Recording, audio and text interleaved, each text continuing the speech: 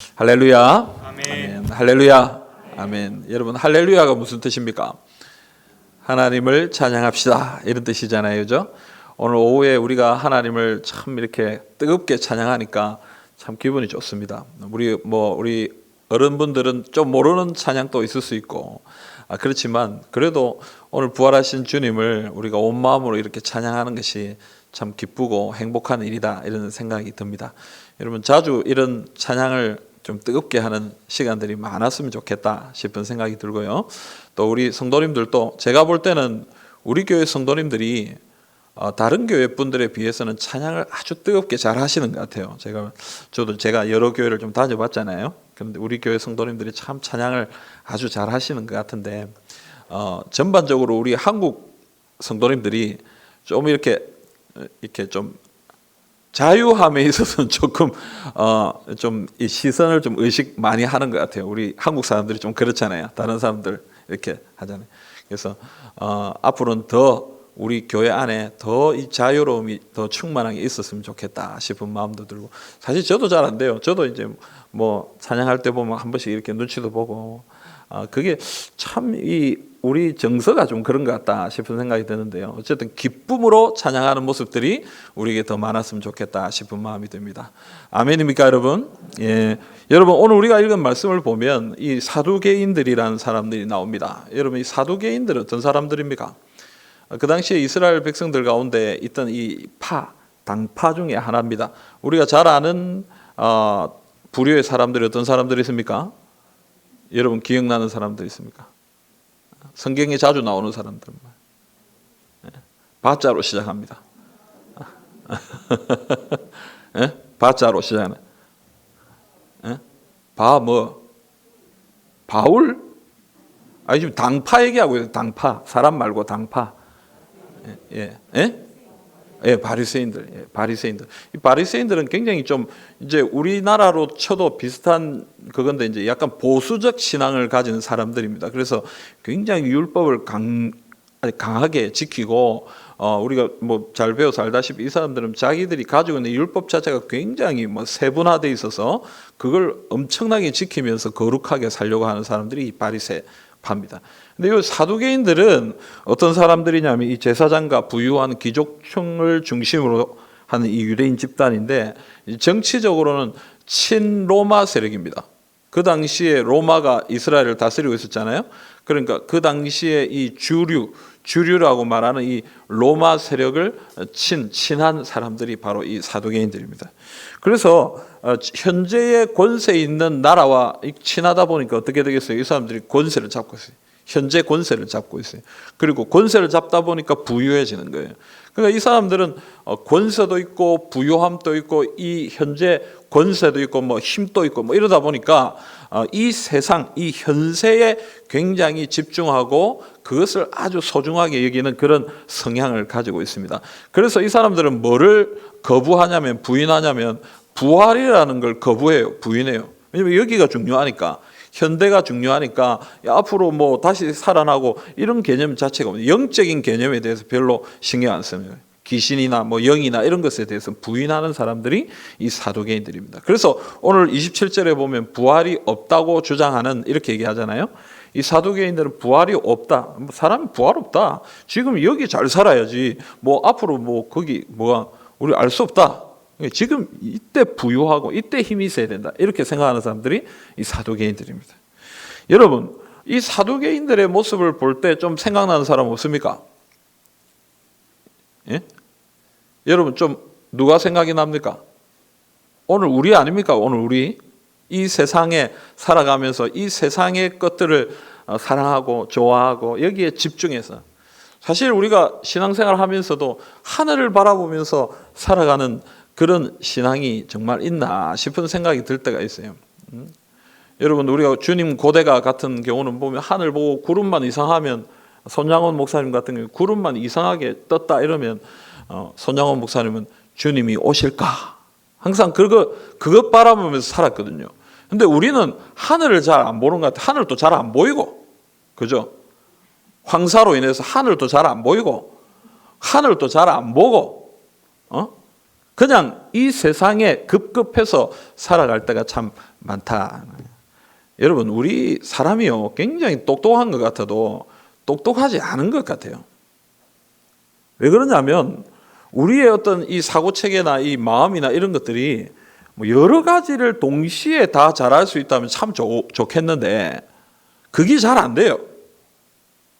우리 아이들은 보면은 이 멀티플레이를 많이 해요. 이 귀에 뭐 꽂고 공부하면서 또 다른 것도 처리하고 이래 해요. 근데 우리는 그게 잘 안 되잖아요. 근데 뭐 그런 거 얘기하는 게 아니라 우리 마음이나 생각이 뭐 하나에 딱 붙들리면은 어떤 중요한 생각이 우리 마음을 딱 붙잡기 시작하면은 여러분 어떻다는 얘기예요? 다른 건 잘 생각이 안 난다는 거예요. 다른 생각. 다른 거에 좀 집중하기가 참 어렵다라는 거예요. 여러분 걱정 하나 생기잖아요. 그죠? 걱정 하나 생기면 어떻습니까, 여러분? 내 마음에 걱정 하나가 딱 이렇게 자리 잡으면 어떻게 돼요, 여러분? 밥맛도 없고 공부도 안 되고 일도 잘 안 되고 밤에 잠도 안 오고 안 그렇습니까, 여러분? 우리는 이게 사람이 굉장히 똑똑하고 아주 능력이 있고 막 이런 것 같지만 사실 우리가 참 연약한 존재. 뭐 하나 딱 이렇게 뭐 하나만 내 마음을 사로잡고 있으면 다른 거는 잘 안 돌아가는. 그래서 주님이 뭐라고 얘기했어요? 우리 마음이 두 주인을 섬길 수 없다 그랬잖아요. 두 주인을 섬길. 그죠? 두 개를 섬길 수 없다고 그랬어요. 그만큼 우리가 능력이 없는 거예요. 하나만 붙들어야 돼요. 그래서 성경이 말하는 사랑한다라는 것은 성경이 말하는 좋아하고 바라본다는 것은 이것도 좋아하고 저것도 좋아하고 이런 개념의 것이 아니에요. 여러분 하나님을 사랑하라 이렇게 얘기하면은 하나님도 사랑하고 저 세상도 사랑해라 이런 개념이 아닙니다, 여러분. 그죠?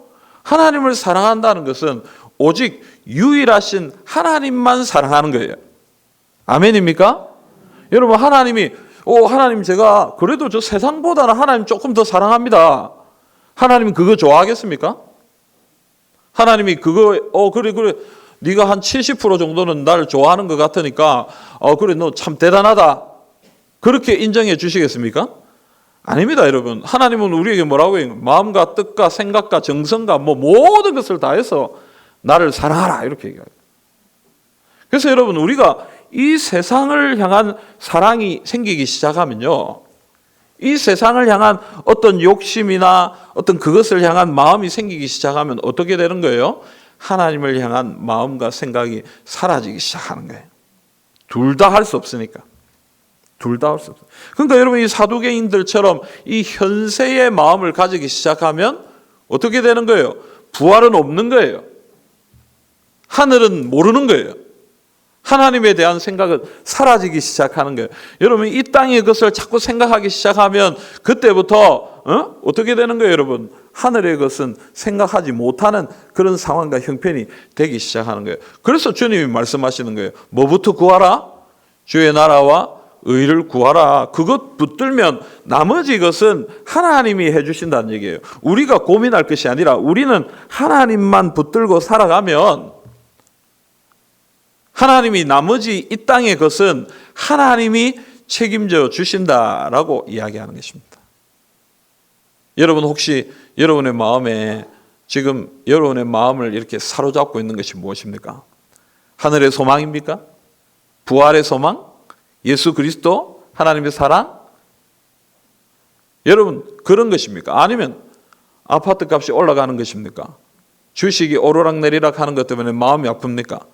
아침에 일어나서 당장 일어나자마자 성경책을 펴니까 핸드폰을 펴서 주식을 봅니까?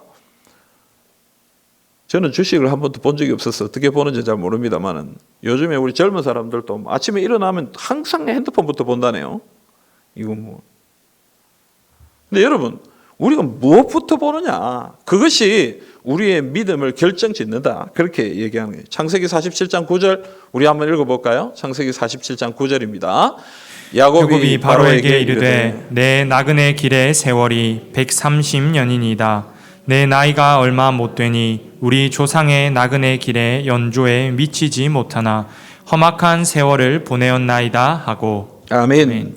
여러분 야곱이 지금 바로 앞에 왔습니다. 자기 아들 요셉 때문에 이 애굽에 오게 됐는데 이 애굽의 왕 바로에게 인사하면서 자기를 소개하는 거예요. 근데 자기를 소개하면서 뭐라고 소개합니까?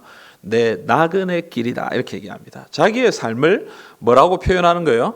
나그네다. 나그네. 나그네. 여러분, 이 야곱의 가정은 나그네라고 표현하기는 좀 그렇습니다. 왜냐하면 엄청난 부자거든요. 엄청난 재산을 가지고 있고 사람들도 제법 많고, 그럼에도 불구하고 이 야곱은 뭐라고 얘기하냐면 나는 나그네입니다. 그래서 하나님이 야곱에게 야, 너 지금 여기서 빨리 다 정리하고 애굽으로 가. 싹 정리해가지고 70명이 애굽으로 내려온 거예요.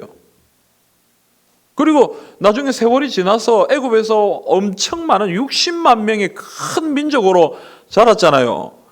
그리고 하나님이 또 그들에게 얘기하는 거예요. 야, 이제 모세가 가서 하나님이 너희들 보고 애굽을 나와가지고 저 가나안으로 가란다. 다 포기하고 또 가는 거예요.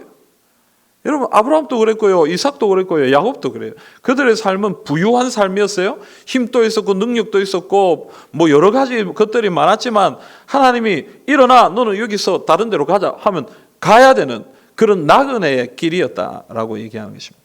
그리고 야곱은 마지막에 그가 애굽에서 죽으면서 뭐라고 얘기합니까? 가나안 땅에 나를 묻어달라 그렇게 얘기합니다. 자기가 사모하고 소망하는 것은 약속의 땅이죠. 여러분, 이 야곱이 우리에게 보여주는 것은 무엇입니까?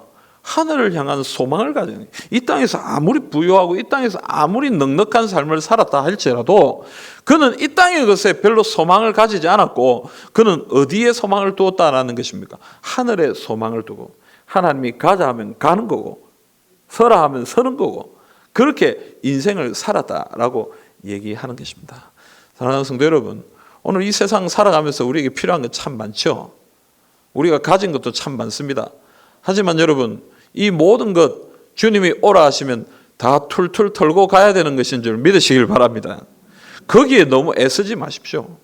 거기에 너무 용쓰지 마십시오. 여러분, 주님이 오너라 이러면 가야 됩니다. 아파트가 암만 좋으면 뭐합니까, 여러분? 아무리 나의 지위가 높고 내 삶이 뭐 이렇게 확실하게 준비가 되어 있다 해도 주님이 이제 그만하고 가자 라고 얘기하는 순간 우리는 하늘나라로 가야 됩니다. 하나님 품으로 가야 되는 것이죠. 그러면 우리가 무엇을 바라보는 것이 옳습니까, 여러분? 무엇을 바라보는 것이 옳습니까, 여러분? 지금 임시로 거처를 하나 마련했어요. 그리고 거처를 마련했는데 필요한 게 있는 거예요. 뭐도 사고 뭐도 사고 해야 되는데, 여러분, 나중에 조금만 있으면 1년만 있으면 새 아파트에 입주합니다. 여러분 어떻게 하실 거예요? 지금 이 조그만한 방에 맞춰서 가구 다 살 거예요? 여러분, 이 방에 맞춰서 여러분 물건 다 준비할 거예요? 그럴 여유 있으면 괜찮아요, 여러분. 뭐 다 해도 됩니다. 다 하고 버리고 또 새로 다 할 수 있는 능력이 있으면 괜찮습니다. 그러나 여러분, 우리가 정말 새로운 곳에 간다라고 생각한다면 여기에서는 어떻게 지냅니까, 여러분? 뭐 소파도 없을 수 있습니다. 장롱도 없을 수 있습니다. 침대도 없을 수 있습니다. 어차피 저기 새 집에 갈 건데 저기 가면 새로 좋은 거 준비하면 되니까 저기 가자. 여러분, 오늘 우리는 이 세상에서 임시로 살아가는 거예요. 한 100년 정도 하나님이 우리에게 주신 시간만큼 여기에서 살아가는 것입니다. 여러분, 여기서 살다가 주님이 오라 이러면 가는 거죠. 가서 영원히 사는 것이죠. 그러면 우리가 어디를 바라봐야 되겠습니까, 여러분? 어디를 바라보며 어디에 맞춰서 우리의 인생을, 삶을 살아야 되겠느냐 하는 거예요. 여러분 마음속으로 한번 생각해 보시길 바랍니다. 오늘 하늘에 소망을 두고 하나님이 부르시는 그 부름에 소망을 두고 믿음으로 나아가는 하나님의 백성들이 다 되시기를 간절히 소망합니다. 여러분, 오늘 사두개인들은 예수님께 질문을 합니다. 그 질문의 내용은 뭐예요? 이게 참, 이 질문 자체가 말도 안 되는 얘기입니다. 그렇죠? 결론적으로 뭡니까? 예수님 괴롭히려고 하는 질문이잖아요. 예수님을 아주 이렇게 곤란하게 만들려고 하는 질문이에요. 질문의 내용이 이거예요. 형제가 7명이 있었는데 제일 첫째 사람이 결혼을 했습니다. 그런데 이 첫째 사람이 죽은 거예요. 이스라엘 백성들은 이 형이 죽으면 그 다음 동생이 형을 취하는 것이 이 그들의 관습이었습니다. 그래서 그들이 취해서 대를 이어갈 수 있도록 해주고 또 그 부인 되는 사람, 형수가 되는 사람을 보호해주고 챙겨주는 그런 관습이 이스라엘 백성들에게 있었어요. 그래서 둘째가 그 아내를 받았습니다. 취했습니다. 그런데 둘째도 죽은 거예요. 또 셋째도, 넷째도, 다섯째도 그렇게 7명까지 다 죽었다. 그리고 그 여자도 죽었습니다. 그래서 질문하는 거예요. 하늘나라에 갔는데, 천국에 갔는데 누가 남편이고 누가 아내입니까? 누구의 아내입니까? 이 여인은 도대체 누구의 아내입니까? 여러분 한번 생각해 보세요. 누구의 아내인 것 같습니까? 누구의 아내입니까, 여러분? 예?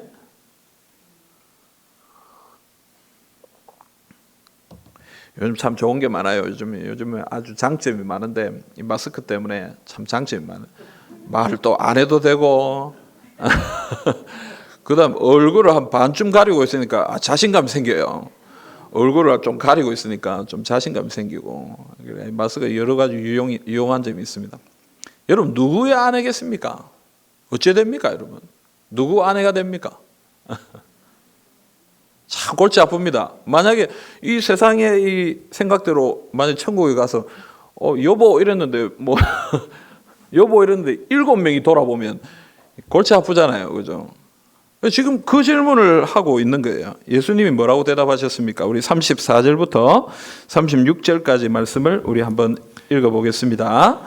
예수께서 이르시되 이 세상의 자녀들은 장가도 가고 시집도 가되 저 세상과 및 죽은 자 가운데서 부활함을 얻기에 합당히 여김을 받은 자들은 장가가고 시집가는 일이 없으며 그들은 다시 죽을 수도 없나니 이는 천사와 동등이요 부활의 자녀로서 하나님의 자녀임이라. 아멘. 여러분 이 말은 뭡니까? 거기에는 뭐 결혼이나 이런 게 없다 그렇게 얘기하는 것 같습니다. 여러분 이 얘기를 우리가 보면은 조금 좀 이상합니다. 천국에 가면은 장가도 안 가고 장가가고 시집가는 일이 없고 천사와 동등되고 뭐 이런 게 없다. 지금 우리 세상에서처럼 이런 것이 없다라고 얘기하는 것처럼 보이잖아요. 그럼 만약에 여러분 만약 이게 진짜 사실이라면 우리가 장례 치를 때 아빠 엄마 천국 가서 봐요 못 만나는 거 아니에요? 갔는데 누구신지 이렇게 되는 거 아닌가? 여러분 성경은요 참 그 해석하기 참 어려운 내용들이 참 많아요. 이런 얘기들. 여러분 이런 얘기들을 해석하기 어려운 이유가 뭡니까?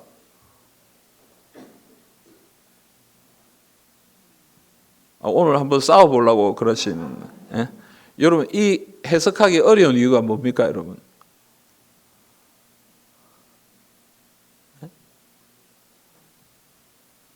왜 해석하기 어려워요?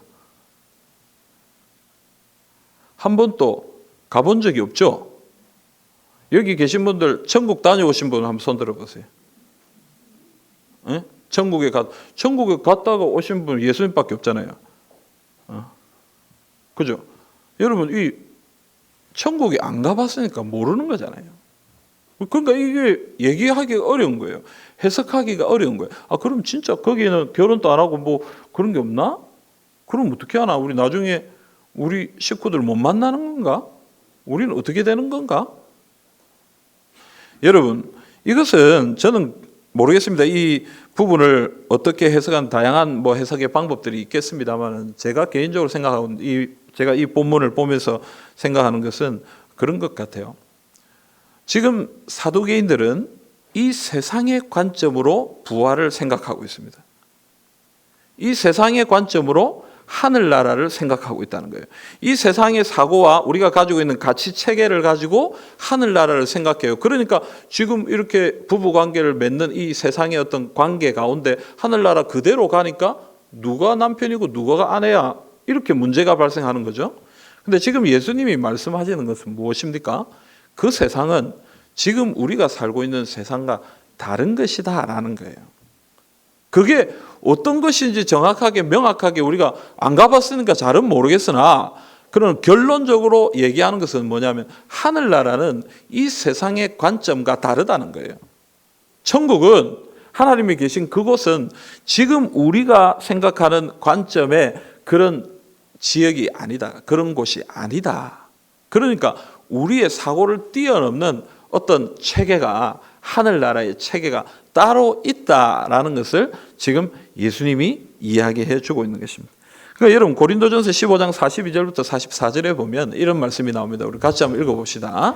죽은 자의 부활도 그와 같으니 썩을 것으로 심고 썩지 아니할 것으로 다시 살아나며 욕된 것으로 심고 영광스러운 것으로 다시 살아나며 약한 것으로 심고 강한 것으로 다시 살아나며 육의 몸으로 심고 신령한 몸으로 다시 살아나나니 육의 몸이 있은즉 또 영의 몸도 있느니라. 아멘. 여러분 죽은 자의 부활 마지막 때에 일어나는 이 부활은 이 세상의 것과는 다르다는 걸 얘기하는. 이 세상에 우리가 가지고 있는 육신은 썩을 것이지만 그때는 썩지 아니할 것으로 다시 살아나는 것이고 우리 이 땅에 있는 건 욕된 것이지만 거기는 영광스러운 것이고 우리는 약한 것이지만 거기는 강한 것이고 우리는 우리의 육의 몸은 신령한 몸으로 태어날 것이다. 그 얘기를 합니다. 여러분 이 세상의 것과 다른 것으로 하늘나라에 있게 된다. 뭔가 신령하고 하나님의 어떤 것으로 그 땅에 우리가 거하게 된다. 그 얘기를 하는 것입니다. 여러분 지금 우리가 가지고 있는 생각으로 그것을 판단하고 그것을 생각해서는 안 된다라고 얘기하는 거예요. 예수님이 그 얘기를 하고 있는 것입니다.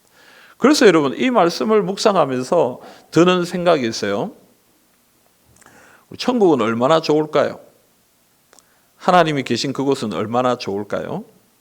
여러분이 가보신 가장 좋은 곳 어떤 곳에 가보셨어요? 여러분 어느 정도에 가보셨어요?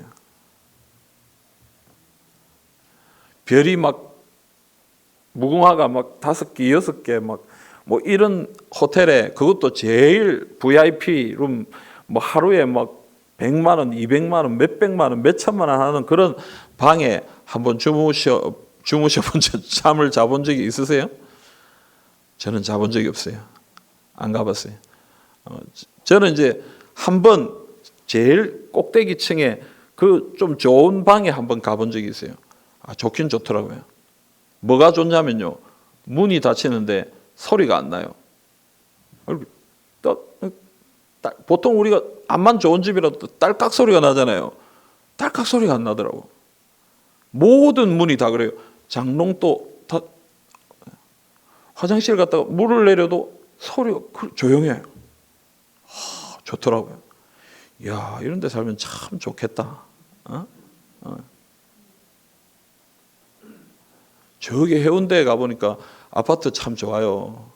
아파트가요. 뭐 어느 권사님이 이사예배를 드린다 그래서 제가 가서 이사예배를 드리고 권사님이 목사님 한 바퀴 이렇게 돌아보시죠. 아니 뭐 아파트 동에서 무슨 한 바퀴 돌 게 있어요. 아니요, 한번 가봅시다. 갔는데 이 동과 동이 다 다리로 연결되어 있는 거예요. 동과 동이 한 바퀴 쫙 해운대 강안리 와 멋있더라고요. 그리고 어느 몇 층인가 하여튼 기억은 안 나는 하여튼 가니까 거기에 쫙 라운지가 쫙 펼쳐져 있어요. 손님들 오면 거기서 딱 와 좋다. 근데 여러분 우리는 이 세상에 좋다, 이 세상의 화려, 이 세상의 어떤 영광 그런 그 기준 그것밖에 몰라요. 하늘의 것이 정말 그 정도일까요? 이 본문을 묵상하면서 우리가 상상할 수 없는 어떤 것이 하늘에 있지 않겠어요? 여러분 그것에 대한 기대가 생기는 거예요. 우리는 요 정도 이 세상에 살 때는 이 정도면 호화롭고 멋있고 대단하고 우리가 그렇게 생각하는 어떤 기준이 있는데 하늘은 그것을 뛰어넘는 거예요. 우리가 생각하지 못하는 그 어떤 좋음, 화려함, 아름다움, 영광스러움이 하늘에 있는 거예요. 그러니까 여러분 기대가 되는 거죠. 마지막 날 주님이 우리를 데리고 가실 때에 과연 어떤 곳에 가게 될까? 우리가 어떤 곳에 가서 하나님과 함께 살게 될까? 여러분 그러니까 이 땅의 것에 너무 소망을 두지 말고 우리가 정말 소망을 둬야 될 것은 하늘에 있다는 사실을 믿으시기를 바랍니다. 하나님이 우리에게 이 영광스러움을 준비하고 계신다라는 사실을 기억하시고 이 하늘을 바라보며 믿음으로 나아가는 하나님의 백성들이 다 될 수 있기를 간절히 소망합니다. 오늘 말씀 38절을 한번 읽어봅시다. 38절 말씀입니다. 같이 읽겠습니다. 하나님은 죽은 자의 하나님이 아니요 살아있는 자의 하나님이시라. 하나님에게는 모든 사람이 살았느니라 하시니. 아멘. 여러분 오늘 말씀은 하나님이 어떤 하나님이시냐? 죽은 자의 하나님이 아니라 살아있는 자의 하나님이시다 이렇게 얘기합니다. 그래서 37절을 보면 어떤 얘기가 나오냐면요, 하나님은 아브라함의 하나님이요 이삭의 하나님이요 야곱의 하나님이시라 이렇게 칭한다라는 거예요. 이게 출애굽기 3장에 나오는 모세한테 하나님이 오셔서 나는 아브라함의 하나님, 이삭의 하나님, 야곱의 하나님 이렇게 얘기하는 거예요. 여러분 사실은 아브라함도 죽었고 이삭도 죽었고 야곱도 죽었잖아요. 하나님은 어떤 하나님이에요? 아브라함의 하나님이셨던 하나님, 이삭의 하나님이셨던 하나님, 야곱의 하나님이셨던 하나님. 이게 사실은 시제상으로 맞고 이야기상으로는 맞습니다. 그런데 하나님이 자신을 설명하는 나는 아브라함의 하나님이고 이삭의 하나님이고 야곱의 하나님이다 이렇게 얘기하는. 무슨 말이냐면 아브라함도 죽지 않았고 이삭도 죽지 않았고 야곱도 죽지 않았다는 얘기예요. 아니 아브라함 죽었잖아요. 이삭도 죽었잖아요. 야곱도 죽었잖아요. 왜 죽지 않았다는 얘기입니까? 나는 왜 살아있는 자의 하나님이라고 얘기합니까? 그 얘기는요, 예수 그리스도를 믿는 자들은 죽지 않기 때문에 그런 것입니다. 아멘입니까 여러분? 우리 예수 그리스도를 믿는 사람들은 죽지 않습니다. 예수 그리스도를 믿는 사람들은 육신의 죽음은 맞이할지는 모르겠지만 그러나 우리가 붙드는 생명이 있는데 그 생명이 무엇이냐면 영원한 생명이다. 그 얘기를 하는 거예요. 우리는 영원히 사는 거예요. 그렇기 때문에 하나님이 말씀하시는 거예요. 나는 살아있는 자의 하나님이다. 아브라함도 살아있고 이삭도 살아있고 야곱도 살아있다. 나는 그들의 하나님이다. 여러분 고린도전서 15장 19절에서 20절 우리 한번 읽어봅시다. 오늘 한번 같이 읽겠습니다. 만일 그리스도 안에서 우리가 바라는 것이 다만 이 세상의 삶뿐이면 모든 사람 가운데 우리가 더욱 불쌍한 자이리라. 그러나 이제 그리스도께서 죽은 자 가운데서 다시 살아나사 잠자는 자들의 첫 열매가 되셨도다. 아멘. 여러분 만약에 우리가 이 세상의 삶만 바라보며 산다면 우리는 참 불쌍한 사람들입니다. 그렇지 않습니까 여러분? 지금 뭐 하고 있는 거예요? 나가서 놀아야지요. 주일날, 이 휴일날 왜 우리가 여기 모여가지고 이러고 있습니까? 나가서 세상을 즐기고 행복하게 살아야 되지 않겠어요? 여러분 왜 우리의 재물을 우리의 물질 가운데 11조 헌금을 하나님 앞에 드립니까? 이 세상의 것을 즐기고 이 세상을 살아가는 사람이라면 그것 모아서 우리를 위해 살아야 되지 않겠습니까? 여러분 우리가 살아가는 삶이라는 것은 이 세상밖에 없다라고 할 때는 정말 미련하고 지혜 없는 삶이다라고 얘기할 수 있습니다. 그러나 우리의 삶은 이 세상만 있는 것이 아니다라고 얘기해요. 말씀이 뭐라고 얘기합니까? 예수님이 부활하셨다. 부활의 첫 열매가 되셨기 때문에 예수님이 이제 부활하셨기 때문에 앞으로 우리도 다 예수님처럼 부활할 것이다. 이 세상만 사는 것이 아니라 앞으로 우리가 부활하여 영원한 생명을 살게 될 것이다. 그래서 우리는 그 영원한 생명을 바라보면서 살아가는 사람들이니까 미련한 사람들이 아니라 어떤 사람들이라고 얘기하는 것입니까? 지혜로운 사람들이고 하나님으로부터 칭찬받는 하나님의 귀한 종들이다. 그렇게 얘기하고 있는 것입니다. 사랑하는 성도 여러분, 부활의 삶을 바라보시길 바랍니다. 이 땅의 삶만 바라보지 마시고 여기 우리 잠시 삽니다. 여기서 잠시 살고 부활하여 주님 품에 가서 영원히 살게 됩니다. 우리는 그것 바라보면서 살아야 되는 것입니다. 자, 이쯤 되면 얘기해야 될 거 하나 있죠. 헌금하겠습니다. 이제 이러면 이단입니다, 여러분. 여러분 지금 주님이 오시는 재림이 가까웠는데 여러분 뭐 아파트 가지고 있으면 뭐합니까? 다 바치십시오 하고 헌금 모으고 돈 모으고. 여러분 이단이 왜 그래 돈이 많습니까? 다 그래가 돈 모으는 거 아닙니까? 다 죽을 건데 뭐 하려고 싸고 지고 있습니까? 다 내놓으십시오. 그러나 여러분 교회는 그렇지 않습니다. 주님이 언제 오실지 모르니까 이 세상에서 우리가 충분히 열심히 살아가야 합니다. 하지만 그러나 여러분 그런 가운데서도 우리가 기억해야 될 것은 무엇입니까? 하늘을 바라보면서 그것을 사모하면서 그것을 기뻐하면서 살아가는 삶을 살아야 된다라는 것입니다. 여러분 티머시 켈러라는 목사님이 살아있는 신이라는 책을 썼는데 그 책에 보면 이런 내용이 있습니다. 제가 한번 읽어드릴게요. 부활의 이야기를 처음으로 들었던 사람들이 느꼈던 것도 바로 이런 식이다. 부활이 사실이라면 이제 우리 마음 내키는 대로 삶을 살 수는 없으리란 걸 그들은 잘 알고 있었다. 동시에 그것은 우리가 로마의 칼이든 암이든 그 어떤 것에 대해서도 두려워할 필요가 없다는 뜻이기도 했다. 예수가 죽음에서 부활했다면 그것 모든 것을 바꾸어 놓을 터였다. 여러분 부활이 사실이라면, 예수님이 부활하신 것이 사실이라면, 우리도 부활하는 것이 사실이라면 지금이 중요한 것이 아닙니다. 지금 내가 암에 걸렸든지 지금 내가 핍박을 받든지 박해를 받든지 그게 중요한 것이 아니고요. 나중에 우리가 다시 부활해서 영원한 생명을 살게 될 때에 그 모든 것을 하나님이 다 바꾸시고 영원한 삶을 주실 것이기 때문에 부활이 사실이라면, 그것을 믿는 사람이라면, 부활을 믿는 사람이라면 내 삶에 두려울 것이 없고 걱정할 것이 없다라고 그렇게 이야기하고 있는 것입니다. 사랑하는 여러분, 부활을 붙드시기를 바랍니다.